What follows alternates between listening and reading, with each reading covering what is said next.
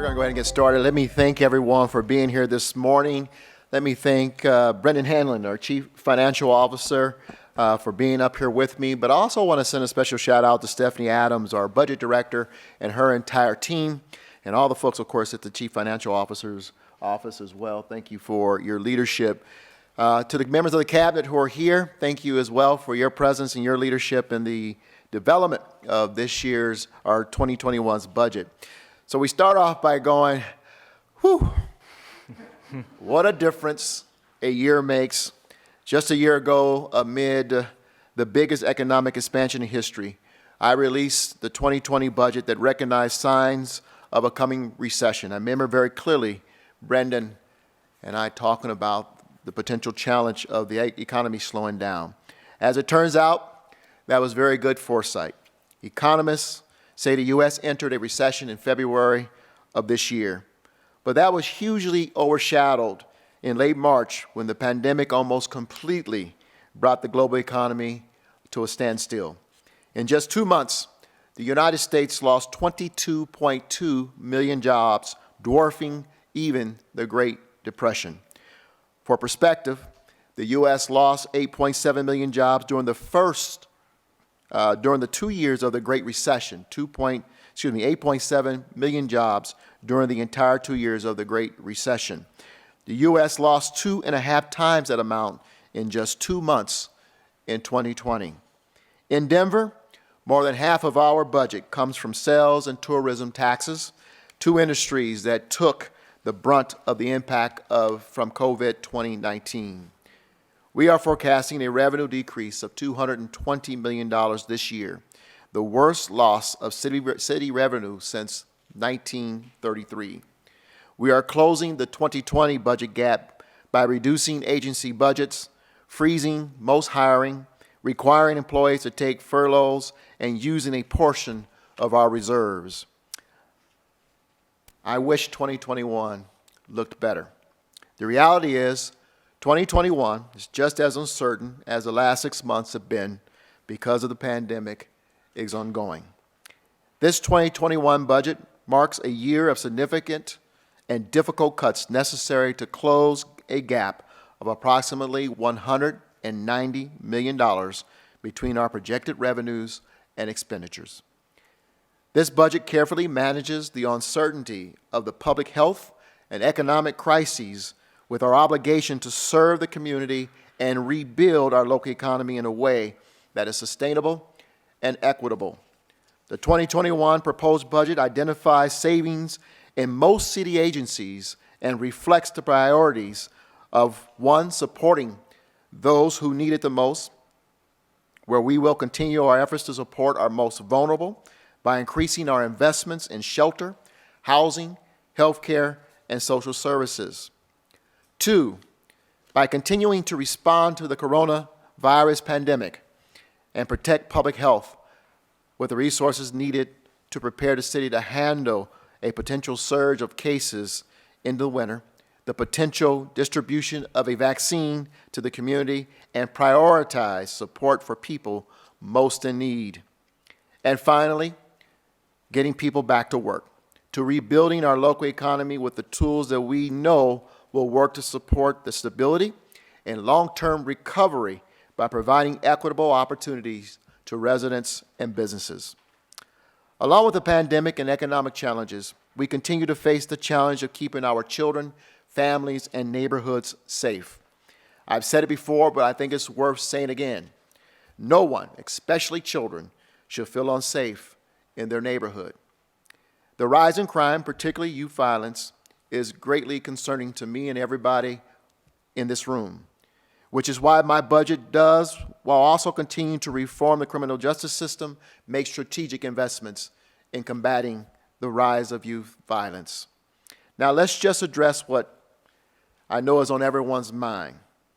This budget does not support a false choice between safety and transforming our criminal justice system. It does both. We increase support for the STARS program, which we hope to grow to each police district. We continue to support our co-responders and our first responders.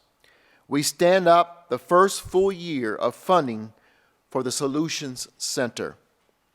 And finally, we continue scores of other reforms, efforts undertaken over the last 15 years.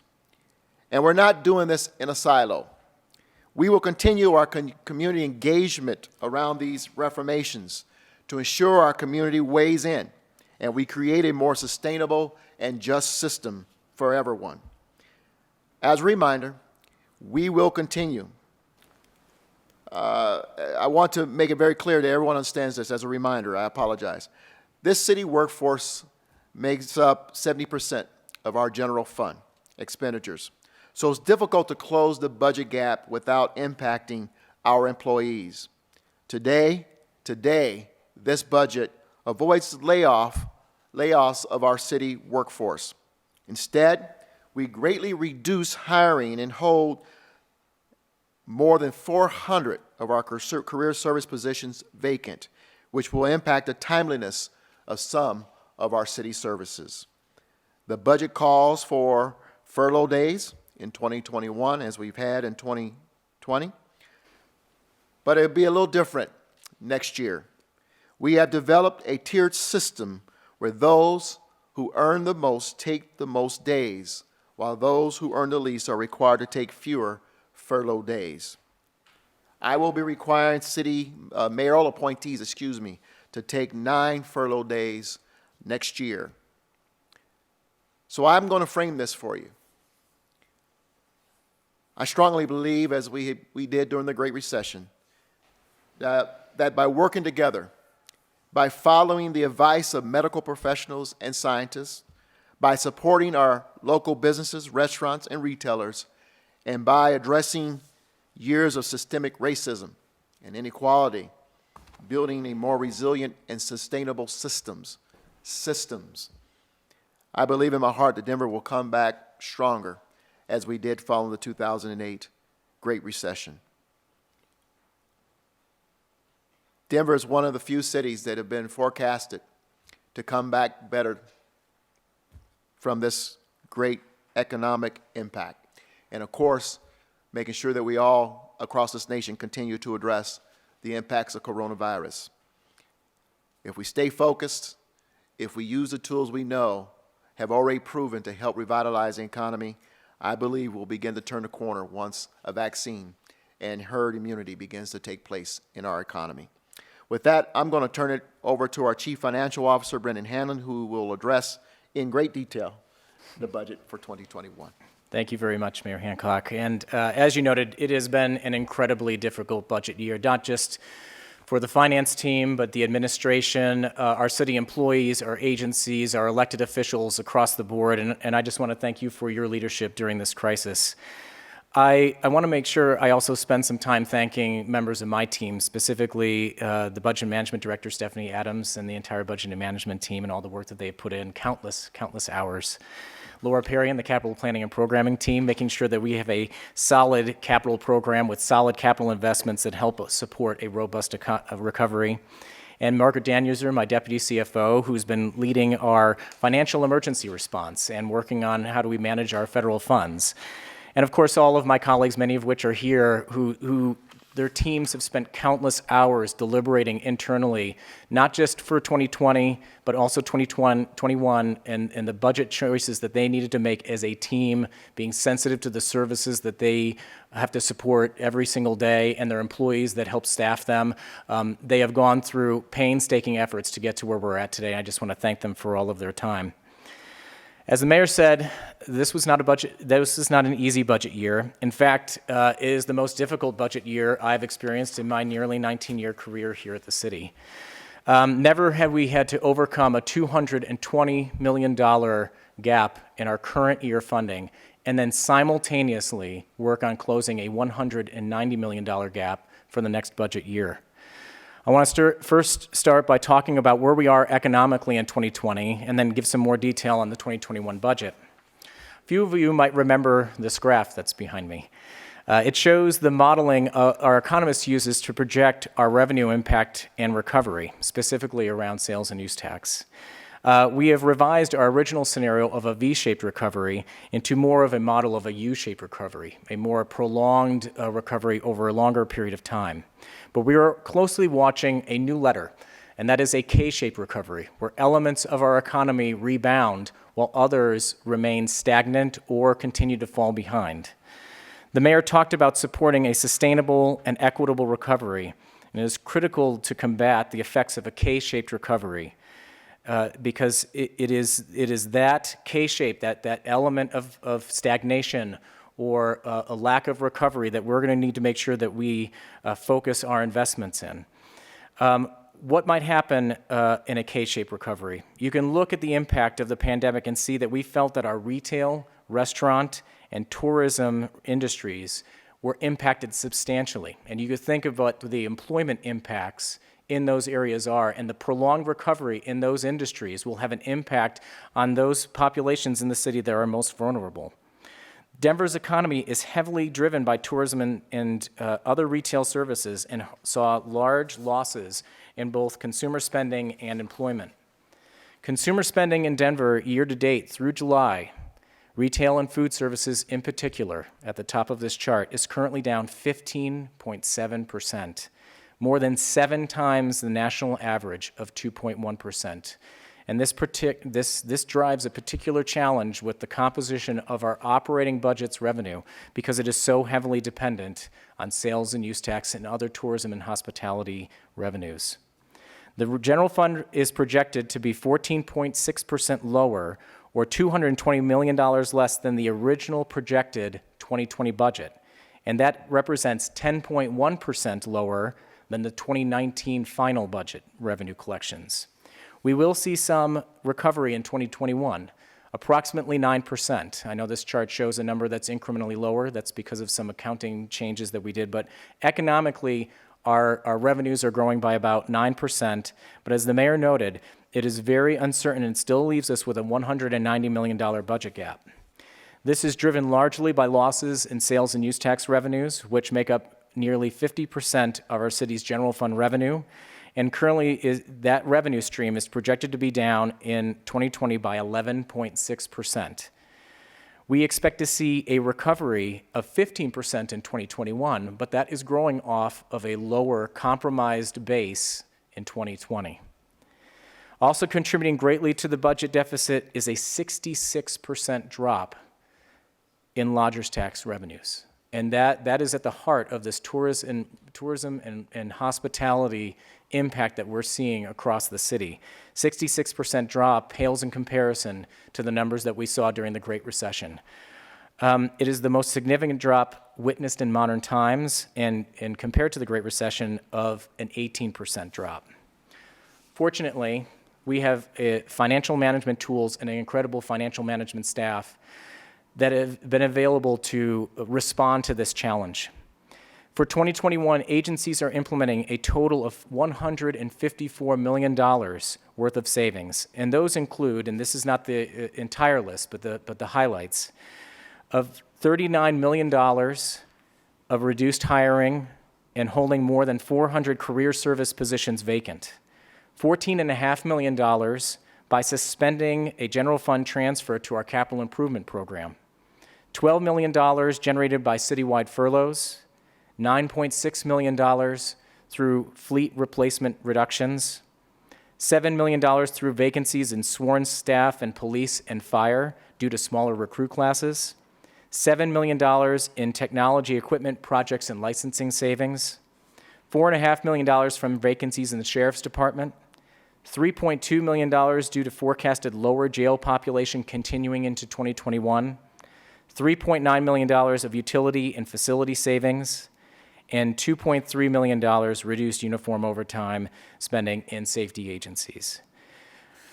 It's been an incredible amount of effort to generate those proposals, and as the mayor said, there will be some incremental service impacts over the course of 2021. But at the same time, while we were making those difficult choices, we also chose to invest in key areas of the city. Those include $5 million for the operation of a new leased facility in 48th Avenue shelter, $1.5 million in homeless outreach resources, $3 million by way of the Human Services Department budget for property tax relief, TANF cash support, and eviction assistance programs, each at $1 million. $1 million for the STAR program, which will hopefully leverage an additional $1 million with Caring for Denver funds to get to a total program of $2 million. $827 million to support new parkland and COVID cleaning and rec centers. $500,000 in youth violence prevention programming. $300,000 to increase immigration legal defense fund. $3.5 million for the Colorado Convention Center operations to support a possible partial year closure of that facility, assuming that the state does not continue to leverage it for public health response. And then 2.3 in technology mandatory increases in maintenance agreements, and $9.3 million in insurance premiums, as well as a contribution to the Denver Employee Retirement Fund to make sure that we are properly supporting the sustainability of that fund. We also have some revenue increases contained in this. They are few, but wanted to highlight a few of those that we are implementing. Court research fees of $3 million in our court program. To be clear, this is for people who would like to research court documents. We found that our fee was less than what the state is charging. We brought that up to parity with the state. Property tax mills of $9 million in the general fund, and I'm going to come back and talk about that one in a second in a little bit more detail. And online convenience fees estimated at $3 million. For the property tax mills, we passed a ballot measure in 2012 that provided for the city to leverage what had been reduced or credited mills in property tax in years where we don't have a reassessment, which is going to be in next year, for next year. That afforded Denver the opportunity to increase property tax mills in the general fund, this is just the general fund portion, of 0.448 mills, and therefore providing $9 million, which avoided $9 million more in additional cuts in the general fund. We are also going to be deploying this practice in human services, in housing, as well as in our social services program, and I forgot the last one, sorry. So those three programmatic areas. Oh, and capital program. I apologize, Laura. My team will talk to me about that after this presentation. So we are doing that in each of those three areas to make sure that we are supporting people in need in this community, as well as sustainable recovery. So let me talk a little bit more about our plan for revenue adjustments in our capital program. In 2021, we will accelerate our Elevate Denver bond program, where resources are already secured, and by launching another $170 million for projects in neighborhoods across the city. When coupled with our annual capital improvement program, the city will invest $478 million in capital programming through 2023, including job training opportunities to help people build careers in the skills and trades, and to provide opportunities for small business and micro businesses and women and minority-owned businesses. Our return on capital investments by way of deployed CIP funds is double. For every $1 million that we invest in our capital program, it generates $2 million in economic output at a time period, during this 3-year period, when it is needed the most. This is when people need that support, even if it does not avoid job cuts, it helps support current employment during this time period. So it's very important. And this is a page that we took out of the Great Recession. During that time period, we activated our bond program, our Better Denver bond program, and deployed those resources. It was an incredible lesson learned on financial sustainability and economic resilience to deploy those dollars, get those dollars out into the community, and soften the economic impact. This budget contains contingency and reserve funds to prepare the city for uncertain economic and public health situations ahead.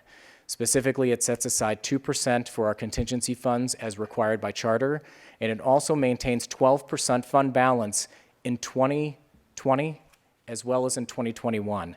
This is very important in terms of the uncertainty that we might be seeing in the third and fourth quarter of 2020 and the first and second quarter of 2021. You want to make sure you have reserves, a safety net for your budget, just like we did to start this budget year. With that, I want to thank again my finance team, all the city agencies, and all the work that has been put in over the past months, and will continue. Our efforts will continue to make sure that we have a financially healthy and sustainable city. And with that, I will turn it back over to the mayor for questions. Thank you, Brendan. And as we get ready to go to questions, I'll just put one pin in the discussion around fund balance. It seems a revisionist history. We're repeating ourselves every year. We talk about the importance of a healthy fund balance. Thank God we do, because had we not had a fund balance to fall back on in 2020, we would have been in a lot of trouble. And looking toward 2021, the same scenario repeats itself as it did for this year. And so one reason why we push back on efforts to poach or to decrease the fund balance is for moments like this in 2020, and as we're looking toward 2021, that we have the cushion to fall back on and the ability to continue to keep critical services moving forward. Let's go to Q&A. You can unmute your phones. Do we have any questions?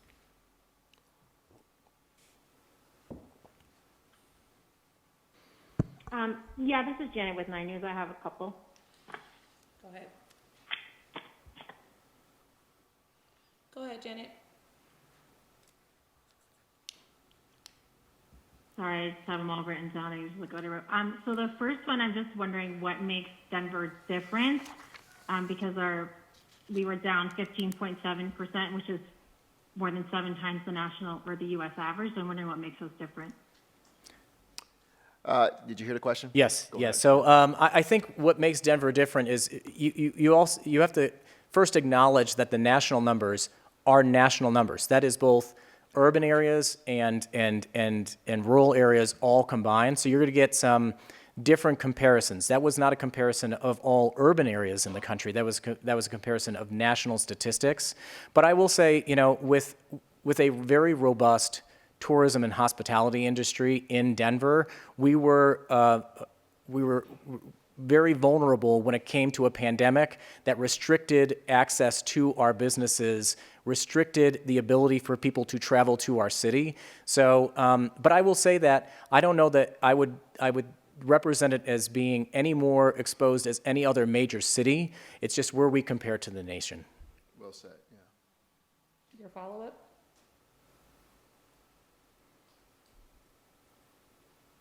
Janet, did you have another question? Yeah, sorry, go ahead. Another question I had is, I know we talked about reducing the overtime spending for safety agencies, and so wondering if DPD is included on that, and how do we achieve that with all of the protests and demonstrations that might be happening into the evening hours? So both police and fire were represented on that. Both organizations committed to an active management of their overtime budget as part of the budget planning process. You note an environment where things are unpredictable. And we will have to respond to that unpredictability, and that's what I had mentioned, 2% contingency. That is budget that is set aside to respond to unforeseen conditions. And if needed, if we see some uncertain circumstances arise, we'll go through a public process to transact contingency to respond to that. Gabby, this is David Sachs of Denverite. Can I ask a question? Go ahead. Thanks. I'm not sure if this is for the mayor or for Brendan, but you'd mentioned more than 400 vacant positions, and I'd love to know how that will sort of trickle down and affect everyday Denverites in their day-to-day days. You want to go ahead and start? Sure, I'll start. Yeah. Again, this highlights the work that the agencies did. First is that they are vacant positions. So we're not talking about impacting employees with those proposals. But you're right to note that 400 fewer people providing services is going to impact our services across the city. I think agencies try to be thoughtful. One of the things that I should have mentioned earlier in my talking points was that we went through a very intentional equity filter process when we were asking agencies for impacts in their budgets, making sure that they made accommodations to whether it be library hours, rec center hours, hours of service, customer wait times, those kind of challenges. But you're right that we won't be able to avoid the totality of the impacts by having 400 fewer civilian employees. So we're going to have to kind of roll with the punches. Again, it's much like the overtime question about how do we respond to uncertainty when it comes to our operations. If there are particular pain points in our services, we have the opportunity to go back and modify our budget during the course of the annual budget year to accommodate for that. Mayor? And the only thing I will add to that is that we'll just remind folks that in 2020, we did a voluntary retirement program. And how many employees opted into that? I believe, Stephanie, correct me if I'm wrong, but I think it was nearly 200 employees citywide. And with very few exceptions, those positions will remain vacant. So I just want to clarify there are no specific pain points that residents might experience from over 400 vacant positions. So I'll just highlight a few areas, but I'm gonna make sure that I'm not just representing the agencies. For those people who are watching, we are going to begin council hearings over the next pretty much 10 days, where we're going to get into the particulars about each individual agency and their budget impacts and their operational impacts and service impacts. So please watch there if you want more details. But what we did, good example was there were some positions that were reduced in our library system, but the one we tried to be opportunistic with the impacts that we saw. And the opportunity was that because of construction, the Central Library will be closed down for a portion of the year as part of renovations funded by bond program. And because of that, we were able to kind of isolate that impact in one location while preserving library hours across the city. There are other areas in our permitting counter and in our rec center. There are positions in the Department of Finance where we're going to be dealing with incrementally fewer staff, and it's just going to put an increased burden on other employees who are still here with the city. Areas that citizens may see more apparent, fewer mowings in the parks, for example. Parks and Rec is going to do everything they can to keep up, but those are some of the more readily sight unseen kind of, the grass may get just a little longer than typical in our parks, as an example. Obviously, they're going to try to stay on top of it. Thank you. Next question. Yeah, hey, Gabby, this is Conrad with The Post. Can I sneak in quick? Go ahead. All right. Hey, I'm not sure if this is for Brandon or the mayor. Brandon, earlier today you said that this budget is contingent essentially on the virus not resurging. And there are some estimates that say it certainly could uptick again. Could you give us a little insight on what would happen, what type of look you'd have to take at the budget again, where those where you might focus and what might have to be cut? Sure. And if the team who's controlling the slides could maybe go back to the beginning. There was one slide that I presented that had the lines on it. One more. This one. So in this slide, this represents a multitude of different scenarios and kind of how our forecasting, economic forecasting, has changed over time. One of those is this dark red or orange line that says Scenario 3, virus resurgence. Now, I will say that this is a hypothetical model. We would have to first determine exactly the severity of the outbreak, what kind of public health actions have to be taken in response to it. So this is really just a hypothetical way of forecasting. But what you could see is our current forecast is the green scenario versus the red scenario. So what you see is an increment of gradual underperformance, extended stress on our sales and use tax. So think of having to go back into a shelter-in-place type environment. So what we saw in March and April was far more significant than what we're seeing here in terms of impact to our sales and use tax numbers in particular. I don't want to presuppose the type of actions that we would have to take, but we have taken a really thoughtful approach to this, and I've asked agencies to continue to be mindful about filling positions, about posting for recruitments, and keeping options open because we are uncertain. But I will come back to the value of reserves and rainy day accounts. That is why they are there. That is why we're trying to preserve 12%, because if something like this were to happen in the latter portion of the year, you want that reserve available to make sure you have a safety net for your finances. Well, let me just say this, just like at home, if you have a savings account, you have a moment where you're challenged, and you have to use the savings account. The last thing you can afford is another challenge to require you to go back into that savings account. And so having deployed 3% or over $90 million of our reserve fund, the last thing we need is to have to go back and to deal with another challenging year. And so here we go again.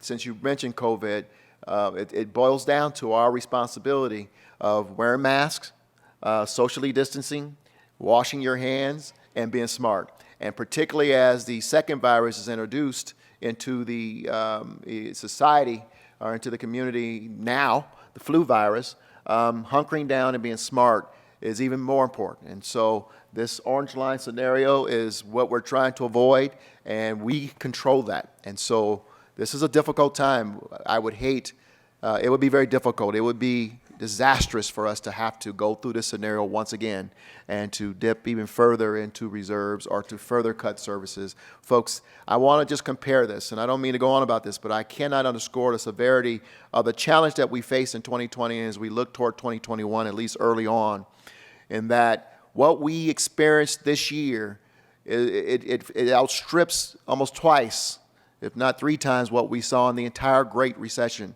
And when I came in 2011, we were already into the bone marrow. We couldn't go any further. Well, folks, we're in the bone marrow in a matter of 6 months.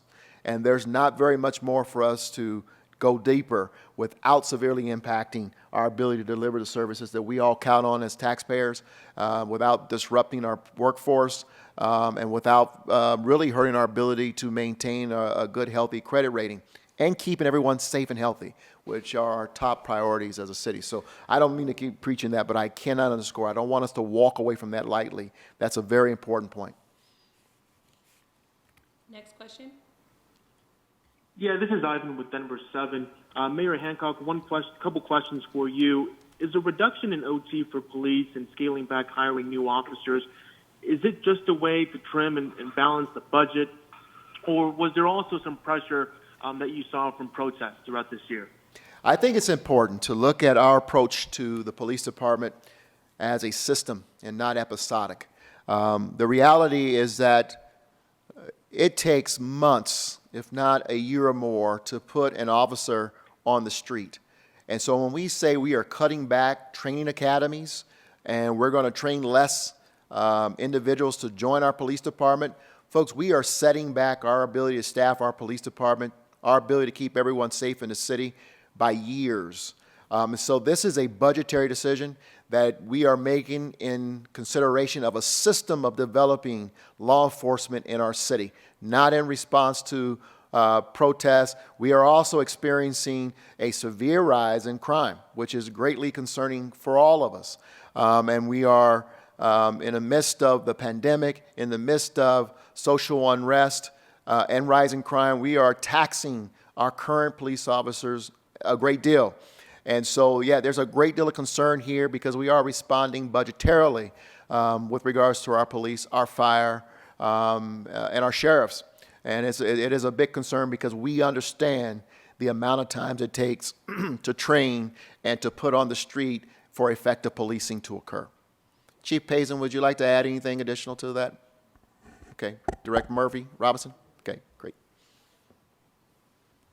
Next question. You had another question? Lastly, Mayor, what's your takeaway from City Council's rejection of a 2-year contract with the police union, and what are those next steps now that are going to be taken?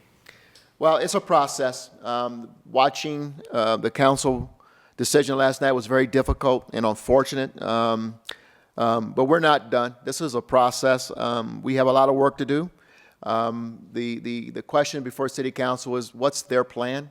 I think it's important that they have to answer that question now that they have stepped up and did what they did with regards to the CBA for our police department.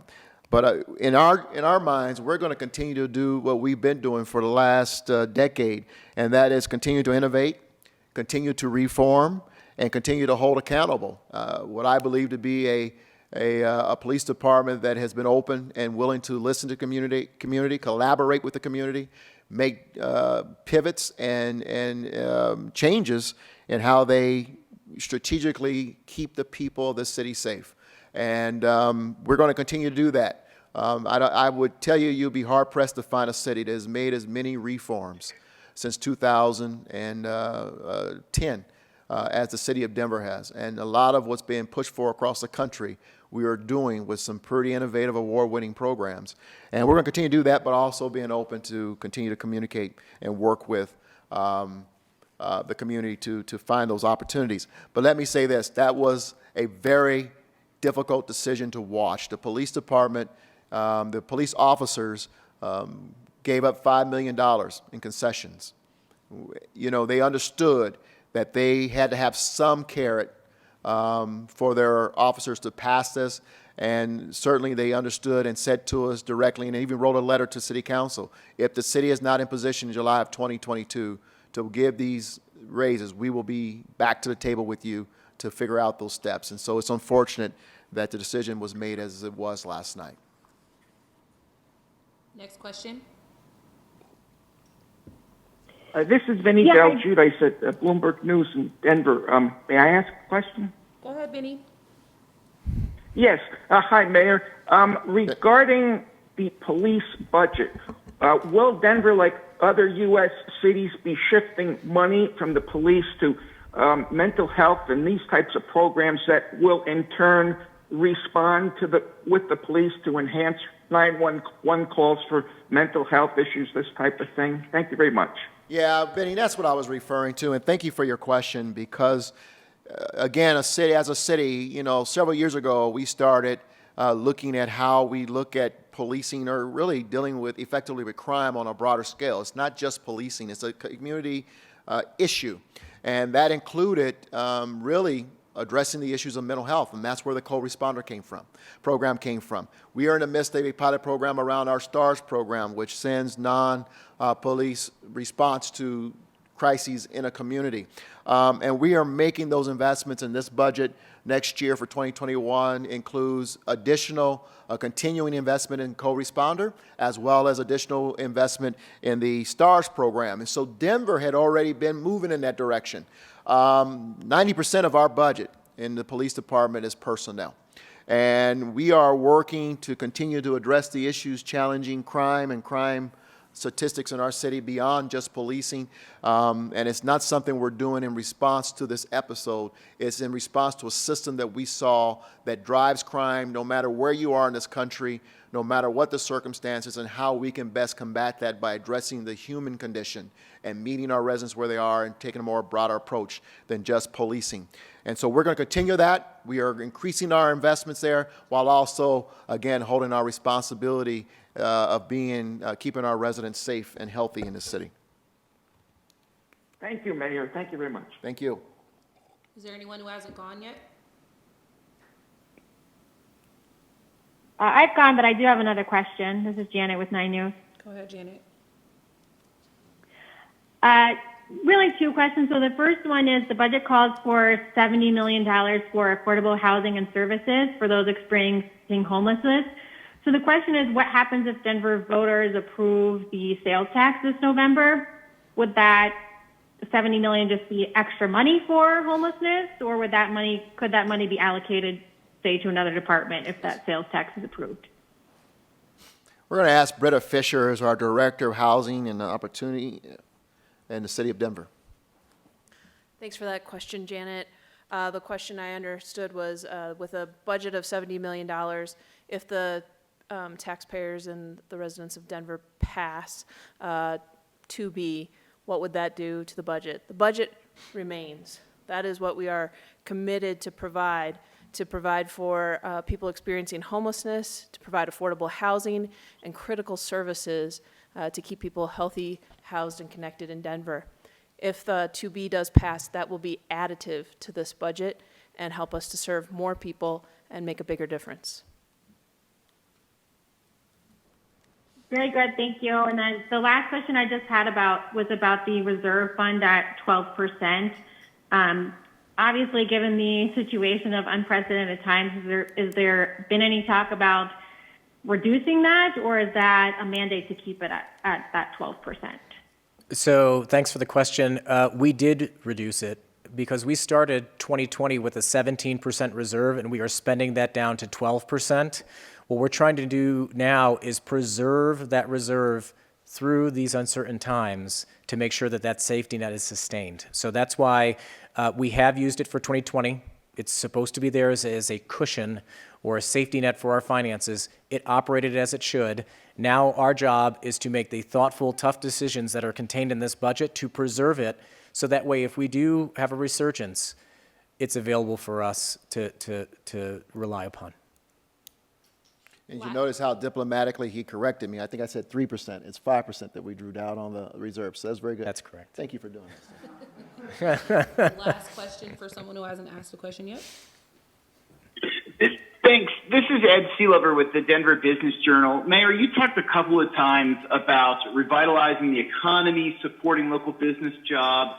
Could you identify a couple of things in this budget that you think will really help to bring them back? And I know you gave a pretty broad overview, but what specifically are you investing in that you think will help to bring back and preserve jobs? Yeah, Ed, great question. So first of all, take a look at our acceleration of capital projects. There are a few sectors in the economy that go through the entire ecosystem of the economy as construction and design.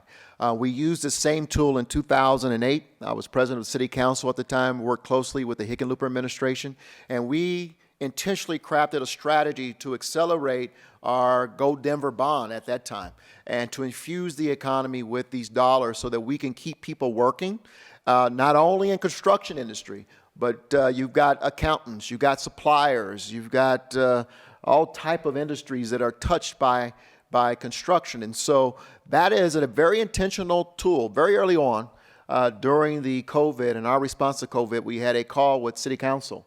And I remember telling City Council one of the tools we're going to deploy very intentionally is the acceleration of our Elevate Denver bond program. And it's not just the bond program, but we have other programs such as the reconstruction of 16th Street Mall, the convention center, even what's happening at the airport. These are programs that we're already committed to and already statutorily had dollars allocated for. We could have stopped and said, well, wait, but we actually are intentionally accelerating these dollars so that we can keep this economy moving. And Ed, I'll finish with this. You might recall during the Great Recession, there was a time the only sector that was building or doing anything construction design-wise in the city of Denver was the city of Denver. Private sector completely shut down. And but for the city of Denver doing that with the Go Denver bond program, there would have been a lot more devastation with people in regards to unemployment. One thing to add to that is that our Denver Economic Development Office also has access into those capital project funds and integrates workforce training programs. So it's about sustaining one industry by way of construction, but it's also about gaining access for folks who don't currently work in that industry to that industry as they implement those programs. And I think the last thing I'll share is that we are continuing conversations with our airlines to continue to expand at the airport. Mm-hmm. Obviously, as Denver right now is the leading airport for passenger traffic in the country. And I think that says a lot for their commitment in Denver and our commitment to continue to try to expand to different markets. This will come back, and we want to be at the forefront of that expansion and hit the ground running. And we're going to be able to do that because of the efforts we're undertaking right now. Dave, you have one more question. Yeah, I was wondering if you could let us know if there are any major projects, like big capital projects, that are going to be delayed or nixed because of these budget shortfalls, and if not, why not? I could take this. So at this point in time, we are trying to accelerate our capital program over the next 3 years. So this is an opportunity not to pull back on those projects, but to lean in and push them forward so that way we my talking points before said, for every $1 million we roll out in our capital program, we get $2 million worth of economic return. And that is a really big deal when you're talking about over $400 million worth of acceleration over a 3-year period of time. Thank you. Thank you. Thank you. Thank you, everyone. Thank you.